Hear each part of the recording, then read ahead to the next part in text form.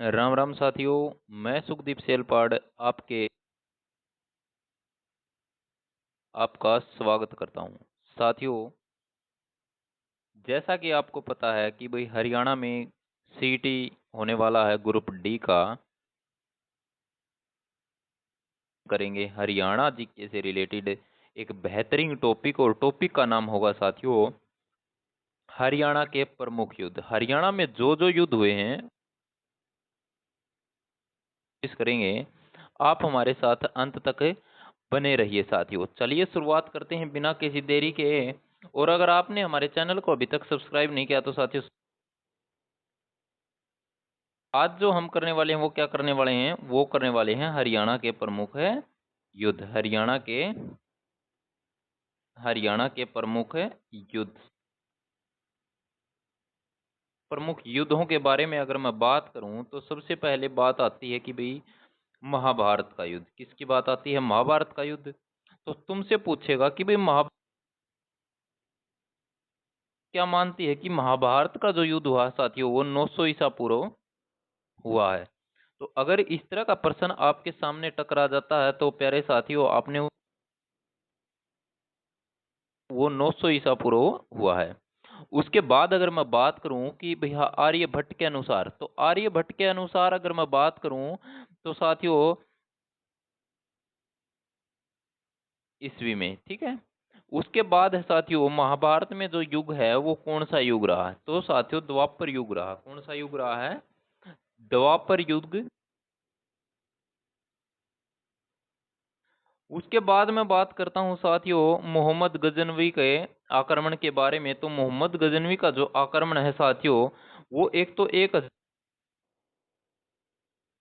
1014 में, तो जो 1009 में हुआ था साथियों ये सफल नहीं हुआ था। साथियों ये क्या हुआ था?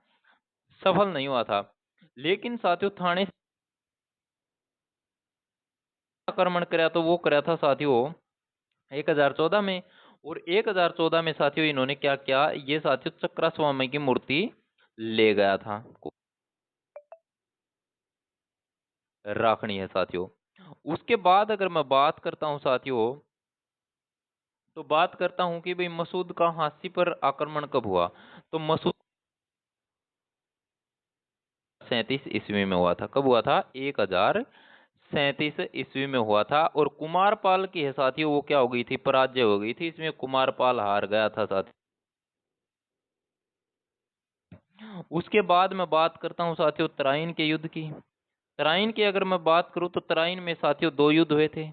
एक तो साथियों 1191 में और एक 1191 में। और 1191 के युद्ध की अगर मैं बात करूं तो साथियों पृथ्वीराज चौहान और मोहम्मद गौरी के बीच हुआ था। दोनों के दोनों युद्ध किस किस के बीच हुए थे? पृथ्वीराज चौहान। तो साथियों पहला जो युद्ध है वो किसने जीता? तो पहला युद्ध हुआ कब था भाई? पहला युद्ध हुआ था 1191 ईस्वी में, ठीक है। किस किस के बीच हुआ था साथियों? के बीच हुआ था साथियों। इसमें क्या हुआ था साथियों? इसमें पृथ्वीराज चौहान जीत गया था भाई। कौन जीत गया था? पृथ्वीराज चौहान जीत गया था, ठीक है। दूसरा युद्ध तराइन का होता है वो होता है 1192 ईस्वी में। इसमें कौन जीत जाता है? इसमें जीत जाता है साथियों पृथ्वीराज चौहान और मोहम्मद गौरी। उल्टा क्या हो जाता है? इसमें उल्टा हो जाता है साथियों, इसमें मोहम्मद गौरी जीत जाता है। किसके बीच हुआ? पृथ्वीराज चौहान और मोहम्मद गौरी के बीच। लेकिन जीतता कौन है इसमें? के बाद हम बात करते हैं विग्रहराज चतुर्थ का हांसी पर कब्जा। इसका हांसी के ऊपर कब्जा हुआ था 1151 ईस्वी में। कब हुआ था? ये बात तुम्हें अच्छी तरह से याद रखनी है। उसके बाद बात आती है भाई तैमूर लंग का आक्रमण। तैमूर लंग के आक्रमण की अगर मैं बात करूं तो साथियों 1398 में पूछा गया प्रश्न है, और आगे भी आने की इसकी पूरी पूरी संभावना है। ये साथियों हिसार और सिरसा के जो इलाका है उसमें इन्होंने। ये साथियों पानीपत के युद्ध की। पानीपत में साथियों तीन युद्ध हुए थे। तीन युद्ध हुए थे साथियों 1526, 1556 और 1761। सब भाई पानीपत का जो पहला युद्ध है वो कब हुआ था? तो वो 21 अप्रैल 1526 में हुआ था। उसके बाद है साथियों, यह युद्ध बाबर और युद्ध है, तो यो युद्ध हुआ था भाई बाबर और इब्राहिम लोदी के बीच। ये बात तार दो और पूछेगा भाई इसमें जीतता कौन था, तो इसमें बाबर जीत गया था भाई। कौन जीत गया था? बाबर।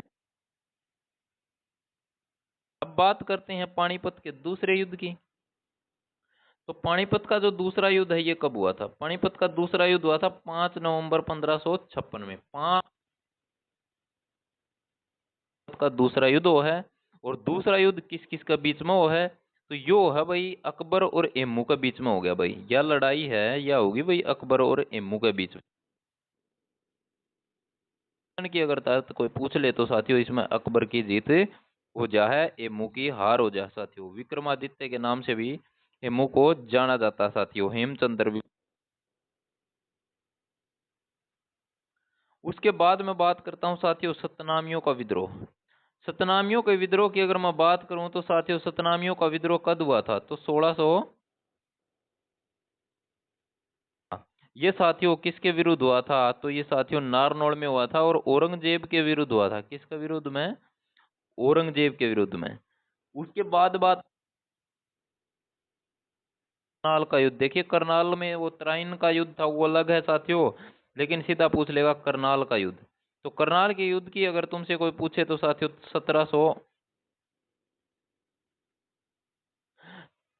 1739 में हुआ था। तो साथियों ये किस किस के बीच हुआ था? तो ये नादिर शाह और मोहम्मद शाह के बीच हुआ था ये युद्ध। और इस युद्ध में कौन जीता था साथियों? तो कौन जीत जा है? नादिर शाह जीत जाते हैं। उसके बाद मैं बात करता हूं साथियों, तो वो है साथियों पानीपत का तीसरा युद्ध, यानी कि पानीपत। तो ये कब हुआ था? 14 जनवरी 1761 में हुआ था। और किस किस के बीच में ये युद्ध हुआ था? तो साथियों ये युद्ध है यो अहमद शाह अब्दाली और बात करूं तो साथियों इस युद्ध में अहमद शाह अब्दाली की विजय हुई थी भाई। कौन जीत गया था भाई? अहमद शाह अब्दाली इस युद्ध में जीत गया था प्यारे साथियों। ये बात तुम्हें।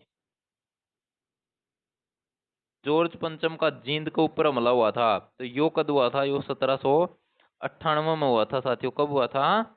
1798 में का युद्ध।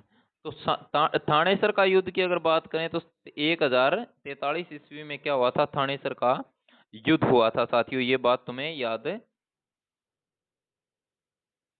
साथियों। यह युद्ध क्या हुआ था? मसूद और किसके बीच हुआ था साथियों? कुमारपाल के बीच में ये युद्ध हुआ था साथियों। इसमें जीत जा है भाई कौन को याद रखनी है। उसके बाद है साथियों तीसरी लड़ाई हुई तराइन की। तीसरी लड़ाई की अगर मैं बात करूं तो साथियों 1215। इसमें अगर मैं बात करूं तो साथियों किस किस के बीच हुई? तो इल्तुतमिश और एलदोज के बीच में यह लड़ाई लड़ी गई थी। और इसमें साथियों इल्तुतमिश की क्या हो गई थी साथियों? तो साथियों ये थे हरियाणा के प्रमुख युद्ध। और यहाँ से अगर कोई प्रश्न तुमसे पूछ लिया जाएगा तो साथियों उम्मीद करूँ कि आज के बाद हमें इस तरह वाले प्रश्न का रहिए। अगर नोट्स न बना पाओ तो साथियों हमसे आप हमारे नोट से ले सकते हो टेलीग्राम चैनल से। अगर फिर भी ना मिले तो साथियों ये हमारा जो नंबर दिया हुआ है ये नंबर